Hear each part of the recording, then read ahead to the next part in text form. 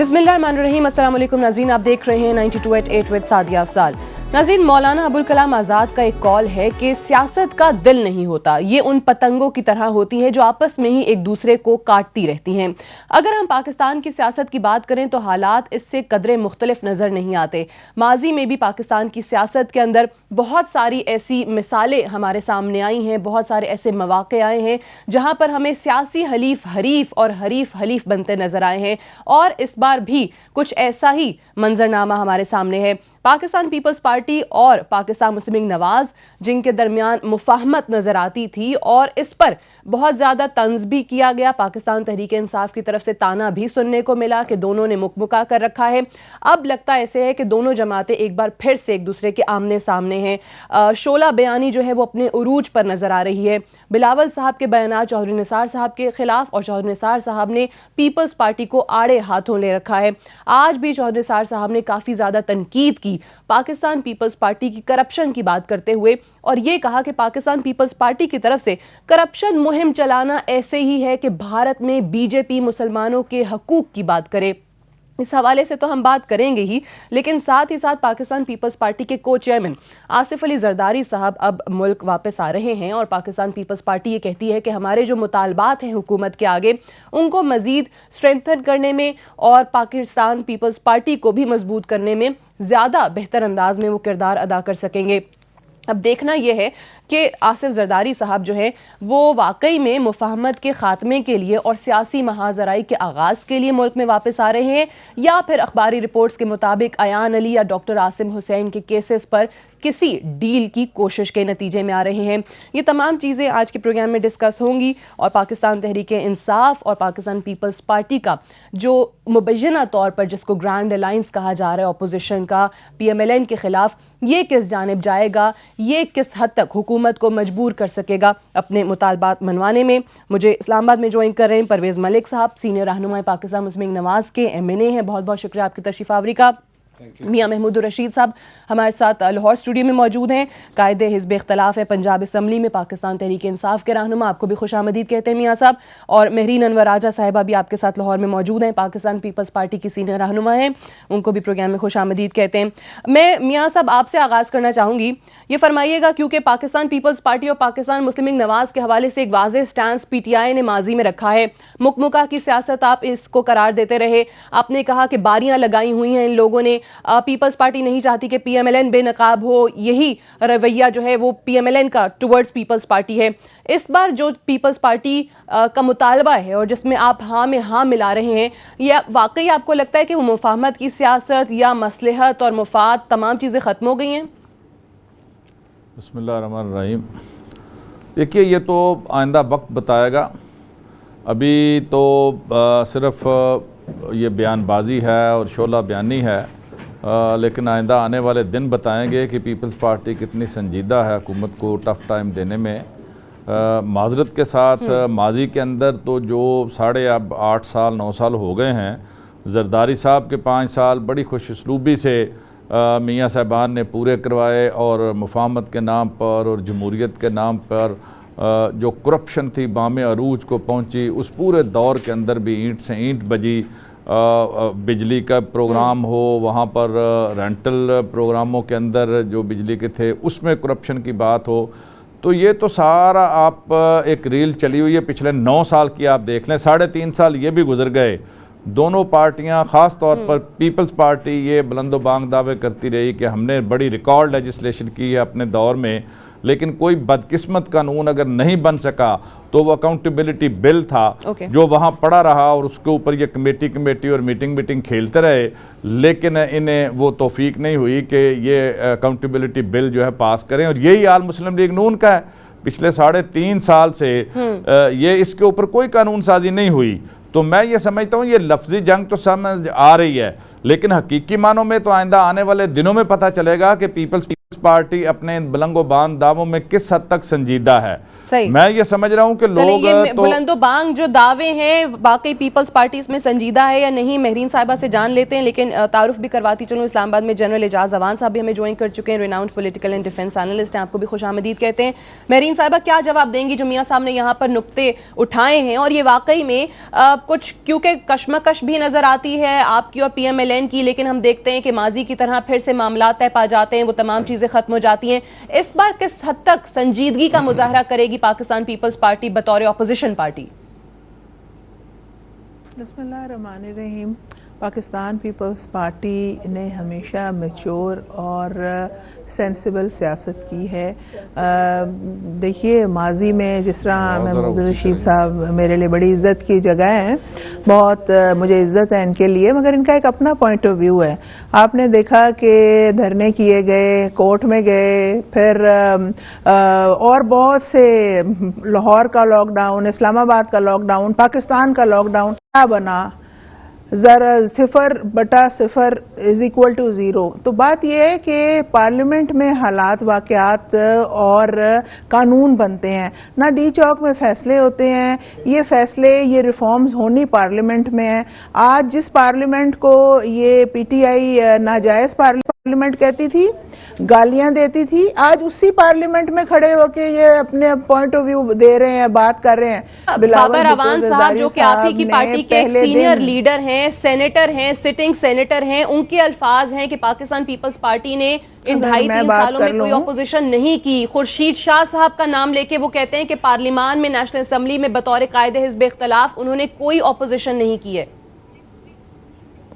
जी, बात यह है कि ये अगर मैं अपनी बात पूरी कर लूँगी तो आपको भी पता चल जाएगा।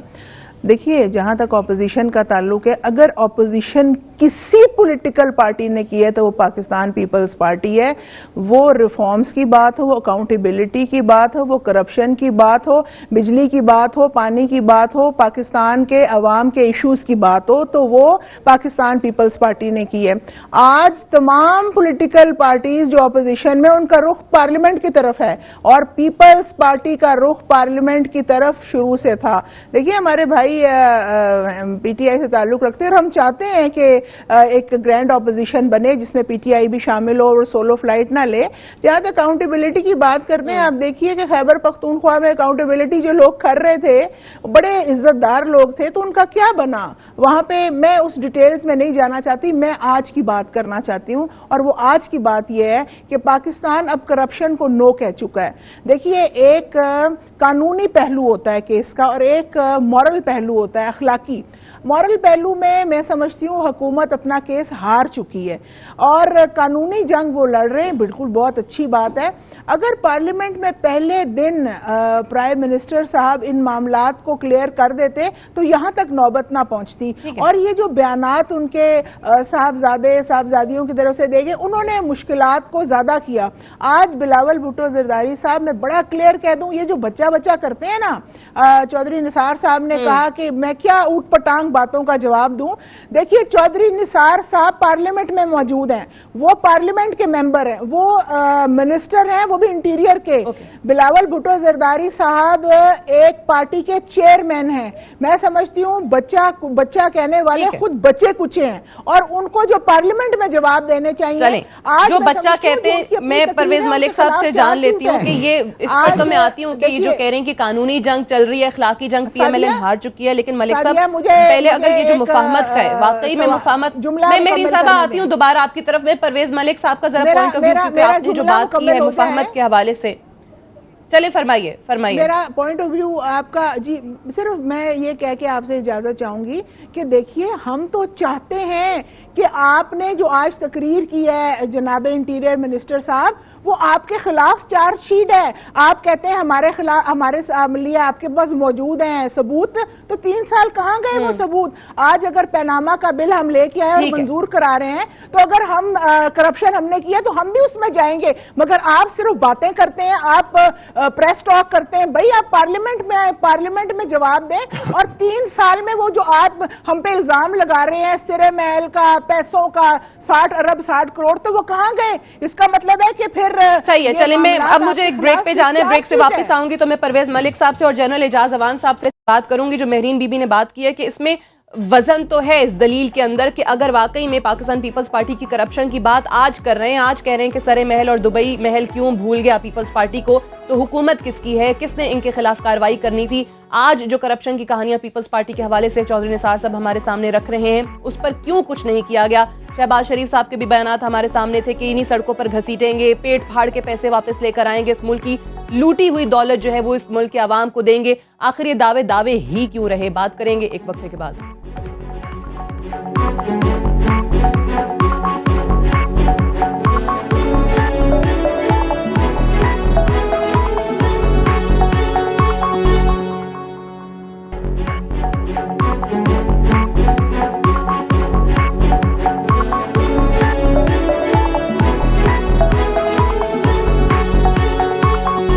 Welcome back. प्रोग्राम में एक बार फिर से खुशामदीद। परवेज साहब, सवाल आपके लिए छोड़ के गए थे जो महरीन साहिबा ने भी नुकात यहाँ पर उठाए हैं कि एक तो ये फरमाइएगा कि ये वाकई मुफाहमत अब खत्म हो गई है जो शोला बयानी इस कदर अरूज पर हमें नजर आ रही है, और वो तमाम चीजें जो PMLN दावे करती थी पीपल्स पार्टी की करप्शन के हवाले से इकदाम करने के, वो क्यों नजर नहीं आए हमें? नहीं सादिया, देखें जो दोनों पार्टीज बैठी हैं और जिनकी अभी बात आपने की जी, दोनों मैं समझता हूँ बड़े एक्साइटेड हैं।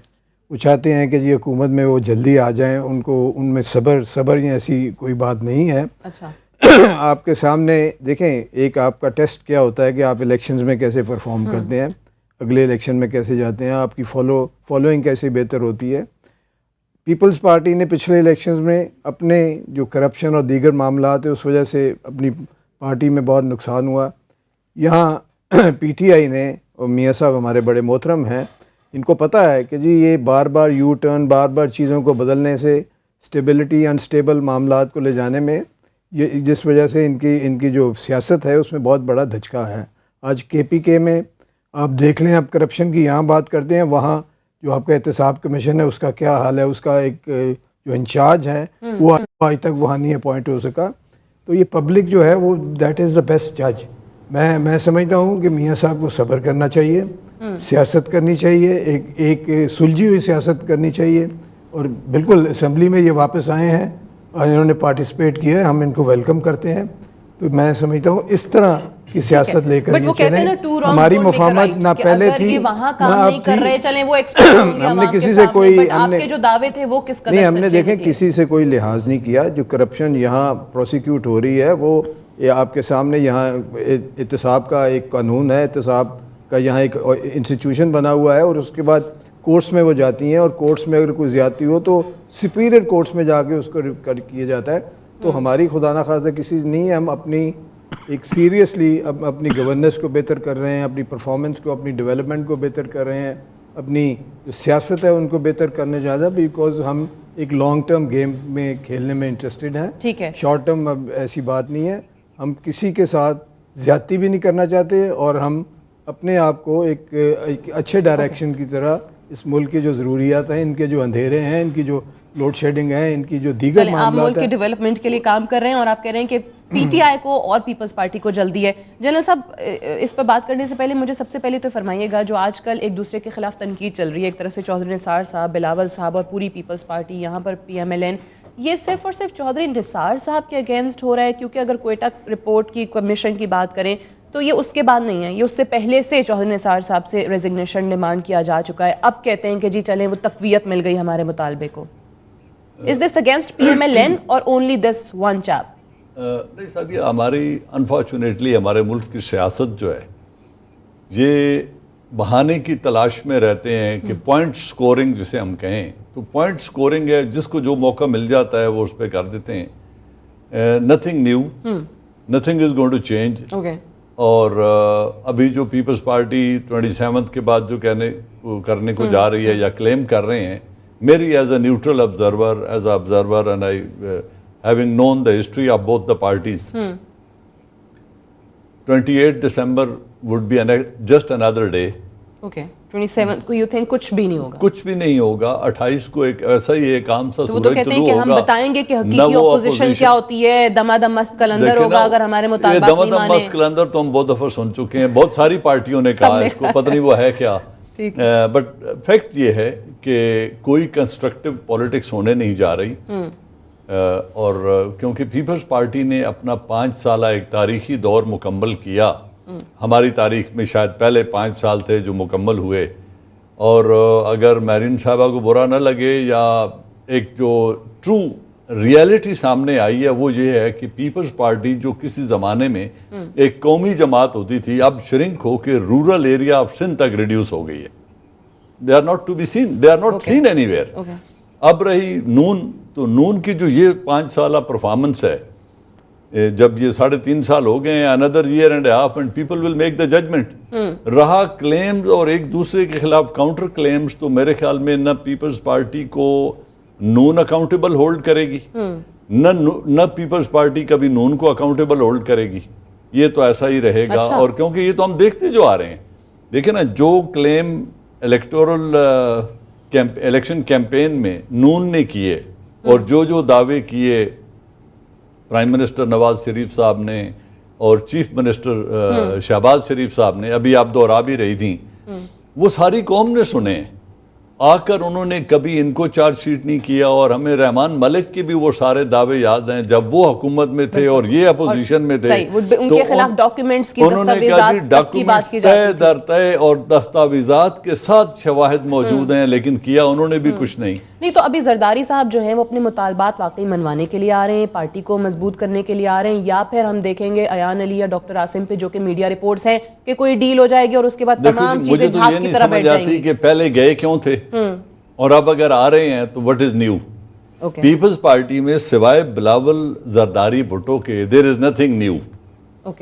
मंशूर भी वही, परफॉर्मेंस भी वही, बैगेज भी वही, बाई एंड लार्ज मेंबरशिप भी वही, रिप्रेजेंटेटिव्स भी प्रोविंशियल और नेशनल असेंबली में वही हैं। तो what has changed in this 1.5 years? Nothing. Bilawal साहब क्या कहते हैं कि कुछ और नया नहीं है I don't think there is going to be any change. मियां साहब जो अभी जनरल साहब बात कर रहे हैं, अगर वाकई में ये तज्जिया इसी तरीके से है, दुरुस्त है, चीजें इसी तरफ इशारा कर रही हैं कि अभी भी कुछ नया नहीं होगा ना 27 के बाद, और ये जो आपको शोला बयानी दोनों तरफ से नजर आ रही है, एक दूसरे पर क्रिटिसिज्म नजर आ रहा है, इससे भी कुछ नहीं होगा, कोई नहीं इंटरेस्टेड कि एक दूसरी जमात का जो है वो एहतसाब किया जाए, तो फिर हुकूमत, चौधरी निसार साहब खासकर इन पर्टिकुलर वो ये बात करते हैं कि जी पीपल्स पार्टी जो है वो इमरान खान साहब का सहारा ले रही है, इस वक्त सिर्फ ऑपोजिशन कौन बेहतर कर सकता है ये दौड़ लग चुकी है। तो अगर मामलात ऐसे ही हैं तो फिर आप क्यों सहारा दे रहे हैं पीपल्स पार्टी को? देखिए, ये तो बड़ा अजीब सवाल है कि हम सहारा दे रहे हैं पीपल्स पार्टी को। देखिए, बात सुने, बात ये है कि इस मुल्क में पिछले 3 साल 3.5 साल में जो रियल अपोजिशन का रोल है वो तो पीटीआई अदा कर रही है, वो तो इमरान खान अदा कर रहे हैं।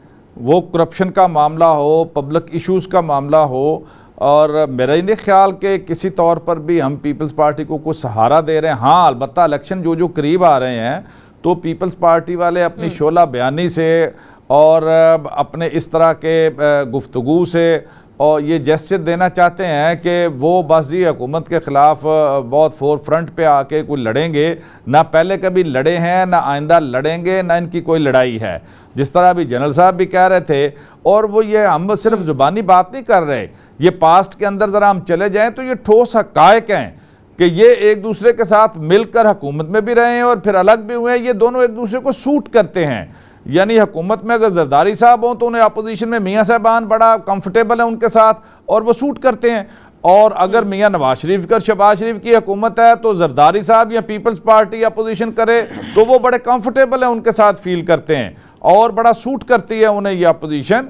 इमरान खान जो एक रियल अपोजिशन का रोल लिए हुए पाकिस्तान की पॉलिटिक्स में, ये एक मिरेकल था कि 2013 में हम 80 लाख वोट लेके सेकंड लार्जेस्ट पार्टी के तौर पर उभरे हैं। तो ऐसे नहीं उभरे, पाकिस्तान के अवाम जो है वो तंग आ चुके हैं इन पार्टियों की बातें और नारे सुन सुन के, मनोवर कर लिया, मैनेज कर लिया मुस्लिम लीग नून ने ये इलेक्शन। लेकिन मैं ये समझता हूँ उनकी परफॉर्मेंस देखें। अभी मलक परवेज़ मेरे भाई हैं, कह रहे थे जी हम तो लॉन्ग इनिंग्स खेलेंगे और लंबी मनसूबाबंदी भी कितनी लंबी आपने कर लेनी है, रबे सदी से ज़ायद तो आपको हो गया है, 30 साल हो गए हैं, तीसरी इनिंग्स आप ले रहे हैं और कौम को तबाही के दाने पे आपने पहुंचा दिया है। बैरूनी कर्जे हों, करप्शन हो, बाकी सारे मसाइल, एक एक अनएम्प्लॉयमेंट हो, लोड शेडिंग हो, ये सारी चीजें आपने की। आपने दिया क्या इस कौम को? 3.5 साल तो तो जैसे कि आप ये कहते हैं कि दोनों जमातें जो हैं वो एक दूसरे को सूट करती हैं और कोई भी इंटरेस्टेड नहीं है जहां पर एहतसाब आती है, सिर्फ नारे आपको नजर आ रहे हैं। मुझे एक ब्रेक के लिए कहा जा रहा है, ब्रेक से वापस आएंगे तो मेहरीन साहिबा से भी ये जानने की कोशिश करेंगे जो सवालात यहाँ पर उठाए गए कि जरदारी साहब के हवाले से भी, कि पहले वो गए क्यों थे और अब आ रहे हैं तो उसमें नया क्या है, और पीपल्स पार्टी में बिलावल साहब के अलावा नया क्या है, उनसे जानने की कोशिश करेंगे एक वक्फे के बाद।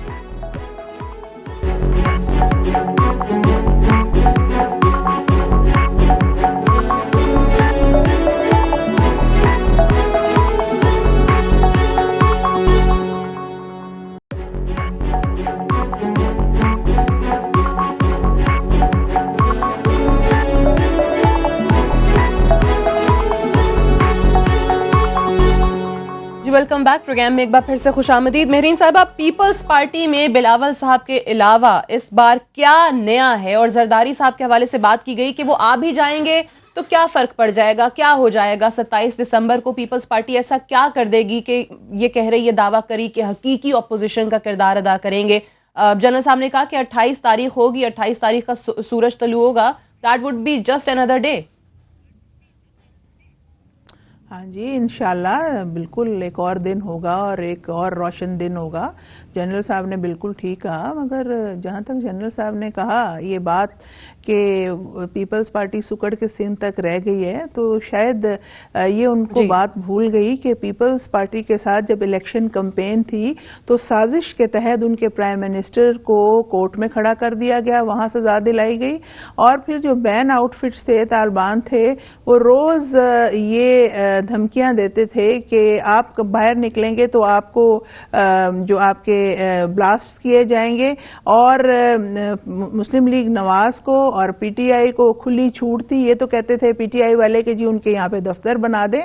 तो देखिए, हमने ये जो इलेक्शन रिजल्ट है ना 2013 का, ये बड़े तहफ़्फ़ुज़ात के साथ कबूल किया था कि मुल्क के अंदर एक उथल पुथल ना हो जाए, जमहूरियत चलती रहे। तो एक बड़ी बैकग्राउंड है, बड़ी ज़ख्मों के साथ हम यहाँ तक पहुँचे हैं।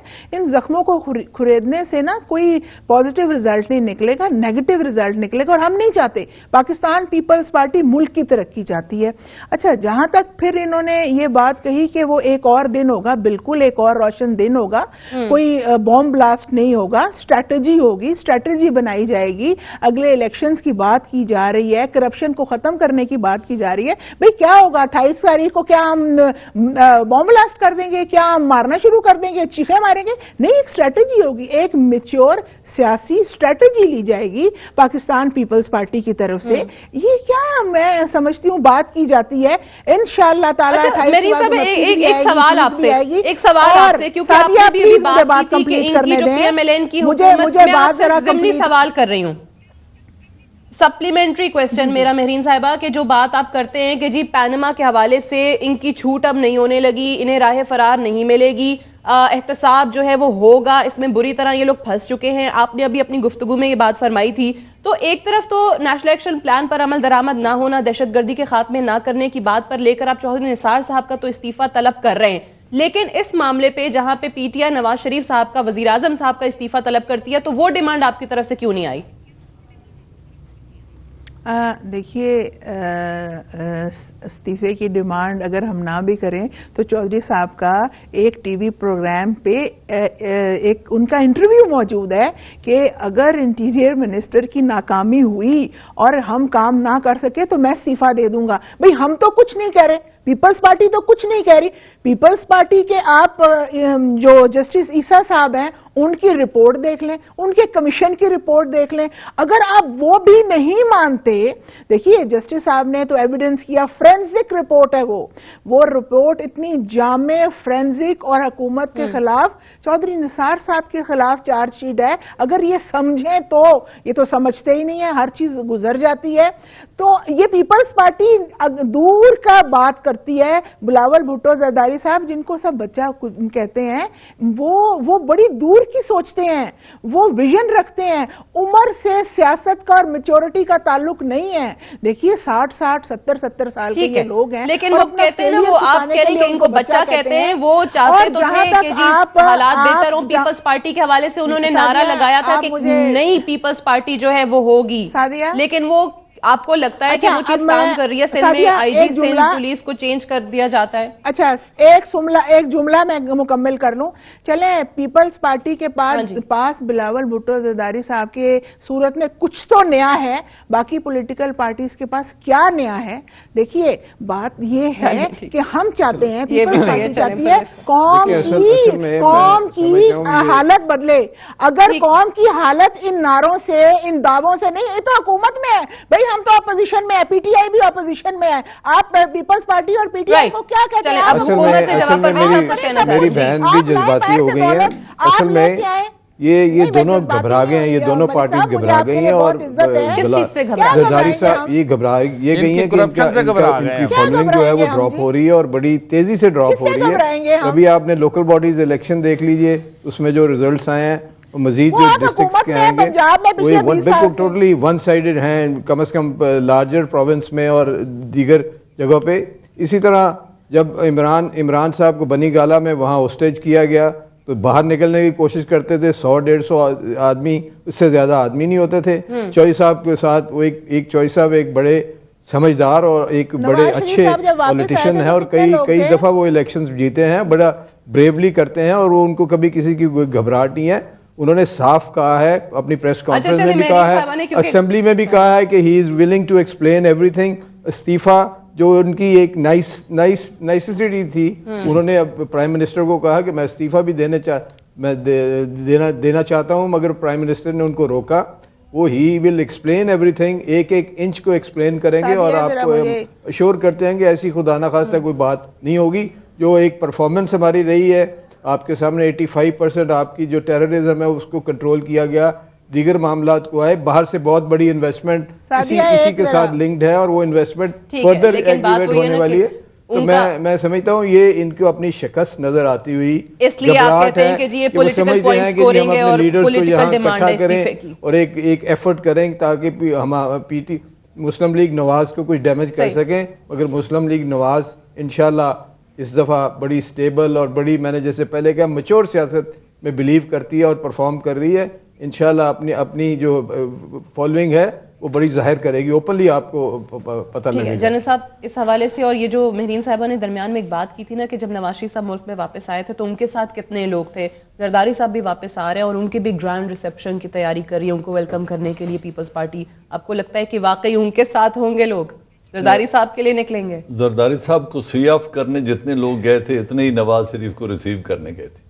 अच्छा, उस वक्त मार्शल था ना। ठीक है, ये भी है, हम भी एयरपोर्ट पे थे, जमहूरी दौर में वो गए, बिलीव नहीं करते थे रिसीव करना। और जनरल साहब सॉरी, मैं आपकी बात, जरदारी साहब बिलीव नहीं करते। नहीं, कोई बात नहीं। देखिए जी, दिस ऑल इज, देखिए बात सुनिए, हम पॉलिटिकल पार्टी हैं जी, हमारी मर्जी है। मैं तो जरदारी साहब की बात बता रही हूँ आपको कि वो अपना प्रोफाइल बहुत लो रखते हैं और वो ये जो नारा है एक जरदारी सब पे भारी, वो ये भी नहीं पसंद करते। मैं तो आपको जरदारी साहब की बात बता रही हूँ, लोगों को जरदारी साहब के बारे में पता नहीं।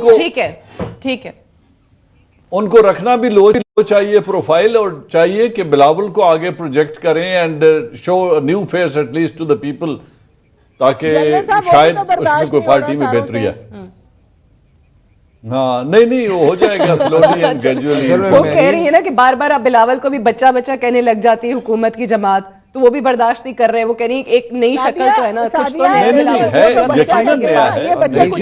नहीं होनी चाहिए ना जी, को पुरानी आदतों के साथ। देखिए ना, at least in the presence of Raza Rabbani Sahab और खुर्शीद शाह साहब, एतजाज एहसन और यूसुफ रजा गिलानी, और इन लोगों की प्रेजेंस में चेहरा तो एक नया है एंड यंग ब्लड। उनका जो नारा था कि पीपल्स पार्टी एक नई पीपल्स पार्टी होगी, चेंज नजर आएगा, वो भी किसी सूरत, जिस तरह अभी हम बात करी थी कि आईजी पुलिस, अच्छा नहीं लगेगा, एडी ख्वाजा साहब को जबरी रुखसत पे बनने वाली जो चीज है कि उस पे मुराद अली शाह सीएम साहब भी रिलक्टेंट थे, बिलावल साहब भी रिलक्टेंट थे, बट स्टिल वो हुआ। जो बात अभी हम कह रहे थे ना कि आपके कैमरे की यादाश्त इतनी ज्यादा है कि नया ब्लड जो है ना, या आप यूं कहें कि old bottle and new wine, उससे कुछ चेंज नहीं होगा। ओके चलें, because he has to jettison the baggage जो एक पार्टी के साथ है। अगर उसको जेटिसन करके वो टेक ऑफ कर सकते हैं as a solo politician and he can assume the leadership role of a chairman, ठीक है, जिसके लिए उन्हें थोड़ा वक्त लगेगा सर्टनली। देखो उन्होंने यूनियन काउंसिल का इलेक्शन नहीं लड़ा अभी तक तो जिस आदमी ने यूनियन काउंसिल का इलेक्शन नहीं लड़ा, वो नेशनल पॉलिटिक्स में पहले on the very word go, how can he have a role in the national politics? It will take time, he has the potential, he will grow out, but it will take time. Break से वापस आएंगे तो फिर ये जानने की कोशिश की कि जो हुकूमत के खिलाफ ग्रैंड ऑपोजिशन की तैयारी है, उसमें पीपल्स पार्टी और पीटीआई भी एक तरफ नजर आ रही है, मुलाकातें भी हो रही हैं खुर्शीद शाह साहब की, शाह महमूद कुरैशी साहब की। ये अचीव क्या करना चाह रहे हैं कि ये वाकई सिर्फ इलेक्शन ईयर को सामने रखते हुए है, अवामी अदालत में एक बार फिर से पीटीआई ने जाने का फैसला किया है, ये सिर्फ इसलिए हो रहा है, या फिर वाकई में जो इनका गोल है कि जी इस हुकूमत को ख़त्म करना या वज़ीर आज़म साहब को एहतसाब के कटहरे में लाना, वो पूरा होता नजर आएगा? बात करेंगे एक वक्त के बाद।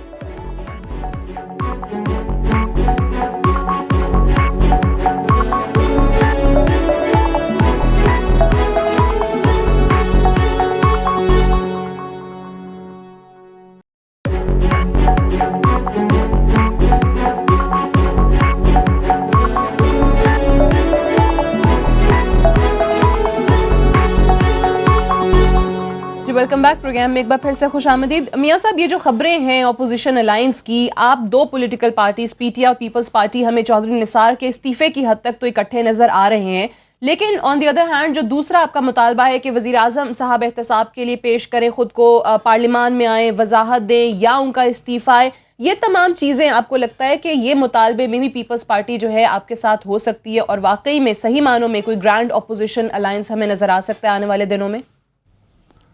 मेरा ख्याल है जी ये कुछ कहना तो अभी प्री मैच्योर है।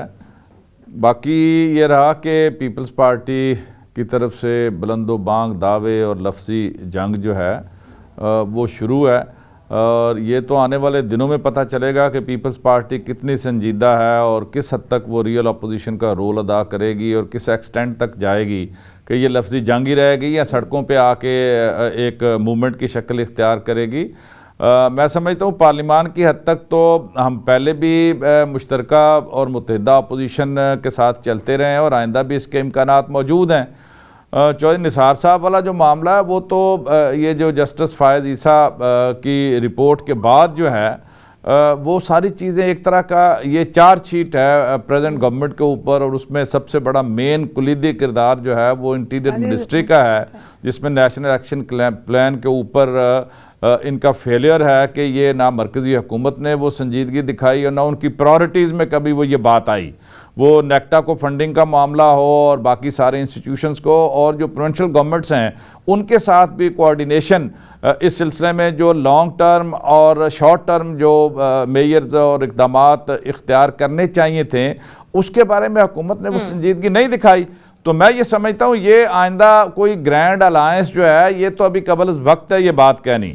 असेंबली के हद तक तो हम इनके साथ ताउन करेंगे, लेकिन इसमें बहुत से हमें तहफ़्फ़ुज़ात हैं। माजी के अंदर जब भी पीपल्स पार्टी ने हमेशा मलिक परवेज़ साहब को और इनकी पार्टी को रेस्क्यू किया है, जब एक मोमेंटम बना, लोग बाहर आए, तंग हुए और हुकूमत शदीद दबाव में रही और पीपल्स पार्टी ने, जरदारी साहब ने कोई ना कोई ऐसा चाल चली और पत्ता ऐसा खेला कि वो एकदम से वो उनकी कोशिश रही कि डिफ्यूज हो जाए। मैं मेहरीन साहबा से जान लेती हूँ कि क्या इस बार भी पीएमएलएन को रेस्क्यू करने के लिए पीपल्स पार्टी मैदान में आ जाएगी, या फिर जो कुर्बतें पीटीआई के साथ आप लोगों की बढ़ रही हैं वो हमें नजर आएंगी इस एहतसाब के मामले को भी लेते हुए?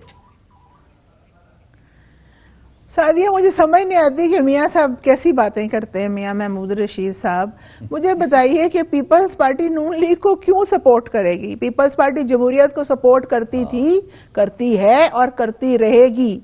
जमहूरियत को डिरेल नहीं होने देगी। अगर पीपल्स पार्टी नून लीग को सपोर्ट कर रही होती तो पनामा का जो बिल हम इस वक्त पार्लियामेंट में लेके आए हुए हैं वो ना लेकर आते। और जिस तरह की बात बिलावल भुट्टो साहब कर रहे हैं वो ना करते। ये अब पीटीआई को ये छोड़ना पड़ेगा। ये किस तरह की सियासत कर रहे हैं? हम चाहते हैं कि ऑपोजिशन मुत्तहिद हो के एक इत्तेफाक के राय से आगे चले, मगर ये बेहतर होगा, मैं समझती हूँ ये बहुत बेहतर होगा। मगर ये नहीं अगर चाहते हैं तो पीपल्स पार्टी अल्हम्दुलिल्लाह वो ये मामलात खुद संभाल सकती है और वो इस काफिले को जो इस करप्शन के खिलाफ उठा हुआ है वो लेके चलेंगे। अब इन चीजों से बाहर आना होगा और मुस्लिम लीग नवाज को बावर कराना होगा कि 3.5 साल गुजर गए हैं, बिजली का, पानी का, हेल्थ का, एजुकेशन का अभी तक कुछ नहीं बना। अभी आपके जो बैरूनी कर्जे थे वो पाकिस्तान की ठीक है, बट हिस्ट्री परवेज की, साहब ने तो जहाँ पर जो बहुत- चीजें बहुत गिनवाई हैं कुछ वो बन तो गया है। एक अलग आपके स्टोरी जो है बहुत कुछ प्रेजेंट बन गया है और- पाकिस्तान और- का और जो मार्च- आपको लगता है कि दोनों जो है सड़कों पे आ गई, 18 अवामी 18 अदालत में महीने जाने बाद का फैसला 18,000 मेगावाट जा रहा ऐड है। होगा। आपकी आज भी फॉरेन लोड शेडिंग इन्वेस्टमेंट बेहतर कहाँ पे है, जा रहे आज भी हैं? आपकी ये इन्वेस्टमेंट सीपैक बेहतर की है, जो आपकी बात ग्रोथ कर रहे बेहतर हो हैं गई है, ये आपकी जनाब चीजें आसिफ अली बेहतर हो जरदारी रही का हैं। ब्रेन चाइल्ड है। इन्होंने अच्छा अगर सनी, जवाब अब सुनिए इन्होंने- परवेज इन्होंने साहब। इन्होंने अगर ब्रेन इकट्ठा होना है चाइल्ड तो हो जाए, हम तो नहीं है कहते, मतलब ये इट्स अ पॉलिटिकल प्रोसेस। अगर लोग लेकिन आप पार्टियां पर- अपने लिए कोई खतरात नहीं, या हम मुश्किलात नहीं देख हम रहे? अपने पाँव पे हुकूमत। खड़ना सीख गए हैं। हमने मार्शल आर्मी डिक्टेटर के साथ जंग लड़ी है, कई साल अच्छा। लड़ी है। अगर हमने किसी के साथ मिलना होता तो वहां भी हमें चांस था कि आप मिल जाइए, हम अपॉर्चुनिटीज थी। डिक्टेटर्स हम के अपनी साथ स्ट्रगल, मैंने मुआहदा कहा किसने असूलों किया पे था? लड़ने वाले लोग हैं, असूलों के साथ 10 साल चलेंगे का। और फेस करेंगे नहीं, जो भी डिक्टेटर के साथ मुआहदा भी तो किया था। इंशाल्लाह कोई ऐसे मौदा वादा नहीं है, आपके सामने मामला और डिक्टेटर ने पाला पोसा हुआ है, यहाँ तक पहुंचाया हुआ है। डिक्टेटर के साथ असेंबली में नहीं आते। ये बड़ा इंटरेस्टिंग मियां बात साहब- कर दी मियां अब साहब- आखिर में जनरल साहब है तो मियां- मेरे मियां- ख्याल से मेरी बात इससे एक ज्यादा सुने ना, रेलेवेंट कोई एक सादिया, जी। सिर्फ मैं ये कहना चाहता हूँ कि मियां साहब को अब ये कहते हैं कि असेंबली में आके बात करें।